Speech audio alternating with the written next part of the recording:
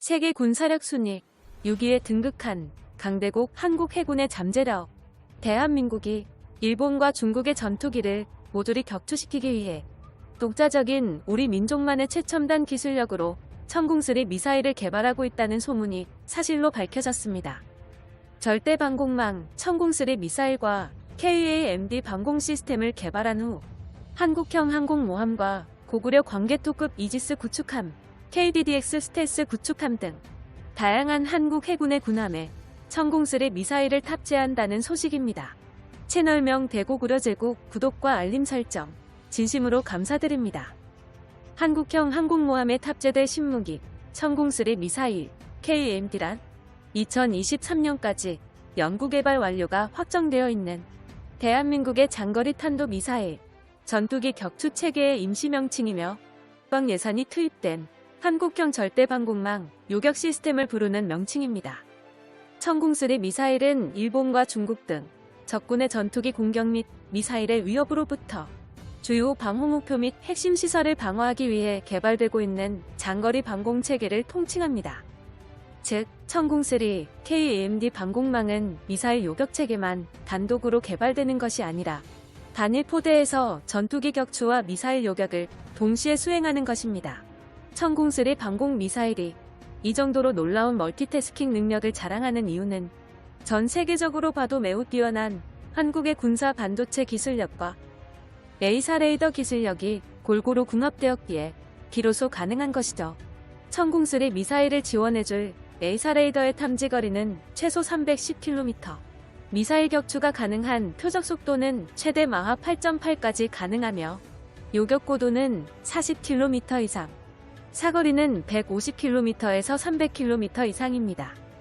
천궁3 미사일에는 새롭게 도입된 전투기 콕핏 격추 기능과 카나드의 형태의 보조 날개, 발사 시 궤도 수정 및 자세 제어 시스템과 함께 이중 펄스 로켓 엔진과 방향을 제어하는 초력 편향 노드, GPS 적외선 영상 탐색기가 장착됩니다. 또한 고체 추진제와 핀틀 구조물로 노즐목 면적을 변화시켜 추력을 마음대로 조절하는 노즐목 가변형 핀틀 추력 기술이 적용되었죠. 천궁3 미사일에 탑재된 고체 추진제 기술은 점화를 반복할 수 있는 신기술이 포함되어 있어 작동 시 최대 5분 이상 더 오랫동안 궤도 수정을 시행할 수 있고 더 많은 전투기 격추 기회를 확보할 수 있다는 장점이 있습니다. 이러한 천궁3 미사일의 추진체 성능은 미국에서도 주의 깊게 주목하고 있으며 기존 미군의 이지스 구축함에 탑재된 SM3 미사일보다 더욱 우월한 성능을 보유했습니다. 가까운 미래 한국형 항공모함과 KDDX 스텔스 구축함에 탑재되는 국산 미사일 발사대 KVLS에 천궁3 미사일이 다량으로 장착될 것으로 전망되며 격추 대상에는 중국과 일본의 정찰기와 드론, 전투기와 미사일이 모두 포함됩니다.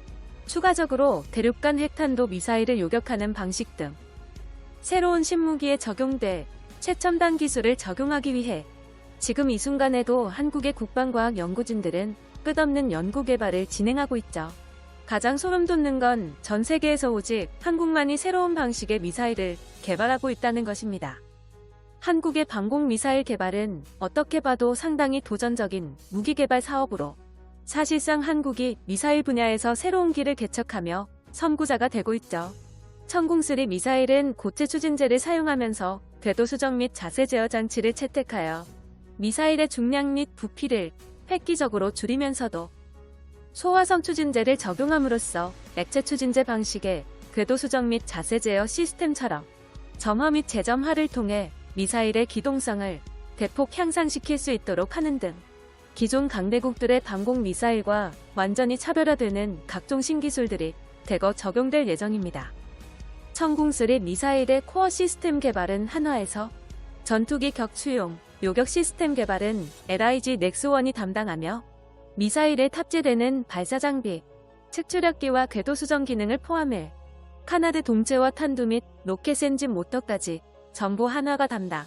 전자장비인 적외선 탐색기, 유도 조종 장치 및 구동 장치는 LIG 넥스원이 담당합니다. 마지막으로 한국의 영원한 주적인 일본과 중국의 정찰기 도발을 박살내고 전투기 표적에 대한 탐지 추적과 항공기 식별이 가능한 레이사 레이더는 공중에서 전투기 교전을 도와주는 동시에 전투함의 미사일 방어까지 모든 복합 임무를 단일 레이더 하나로 수행할 수 있는 특징을 가지고 있으며 고구려 광개2 배치3 구축함과 함께 한국형 항공모함과 KDDX 스텔스 구축함에 탑재될 레이더는 모두 같은 방식의 하드웨어와 소프트웨어로 통일시켜 적군의 전투기를 발견했을 시 신속하게 정보를 공유해 신속한 전장 상황 파악은 물론 부품 통일로 레이더 유지 비용을 대폭 절감시키는 데 성공했죠. 대한민국의 영원한 자주국방을 위하여 끝없는 신무기 개발, 한국해군 전투함 탑재용 천궁3 미사일과 A4 레이더 개발 소식에 최신형 방공 미사일 개발 프로젝트가 없는 일본은 두려움과 질투심, 열등감을 느끼고 있군요. 일본의 군사정보 커뮤니티 밀리터리 777 스레드에 올라온 일본 네티즌들의 댓글 반응을 번역해봤습니다. 분하다, 연합함대라는 단어는 일본에서 유래했어. 해상 전력만큼은 미국에 패배해도 한국에는 절대로 패배해서는 안 돼. 그것이 야마토 민족의 마지막 맹세다. 내각에서 10조엔의 긴급 예산 편성을 진행해줘. 부탁이야.